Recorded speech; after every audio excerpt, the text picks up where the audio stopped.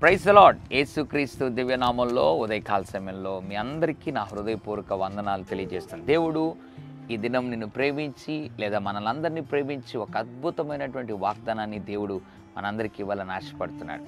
దావీదుతో దేవుడిచ్చినటువంటి వాగ్దానం 2వ సమూయేలు గ్రంథం 7వ అధ్యాయం 16వ వచనం.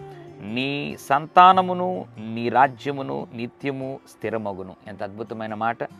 నీ సంతానం నీ రాజ్యం నిత్యము స్థిరమగును.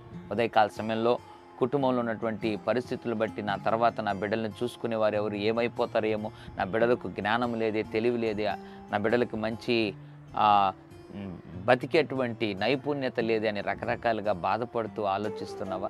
వారి కొరకు మేము ఏం ఎత్తిపెట్టలేకపోయాం, దాచిపెట్టలేకపోయాం, సరిగ్గా మాకున్నటువంటి స్థితిని బట్టి చదువు కూడా ఇవ్వలేకపోయాను బాధపడుతున్నావా? దేవుడి ఉదయకాల సమయంలో నీ బిడ్డలను ఉద్దేశించి బాధపడుతున్న నీతో అంటున్నాడు, నువ్వేం భయపడదు బిడ్డ, నీ సంతానమును స్థిరపరిచే బాధ్యత నాది అని ప్రభు మాట్లాడుతున్నాడు. దావీదుతో అన్నాడు, నీ సంతానమును నీ రాజ్యమును నిత్యము స్థిరపరుస్తాను, స్థిరమగును అన్నాడు. ఆ రీతిగా నిన్ను నీ కుటుంబాన్ని నీ బిడ్డలను దేవుడు స్థిరపరుస్తాను అని వాగ్దానం చేస్తుండగా, ఈ వాగ్దానం నా కొరకని నువ్వు నమ్మకంతో విశ్వాసంతో నమ్మగలిగితే నిశ్చయముగా ఈ వాగ్దానం నీ బిడ్డల జీవితంలో నీ జీవితంలో ప్రభు నెరవేరుస్తాడు. పరిశుద్ధుల తండ్రి నీకు వందనాలు. నీ సంతానము నిత్యము స్థిరపరుస్తాను అని దావీదుకి ఇచ్చినటువంటి వాగ్దానం స్థిరమగును అని మీరు పలికినటువంటి మాటను బట్టి ఉదయకాల సమయంలో మాతో మాట్లాడినందుకు వందనాలు.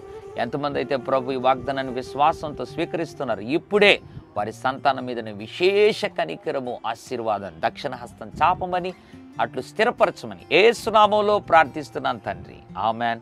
God bless you.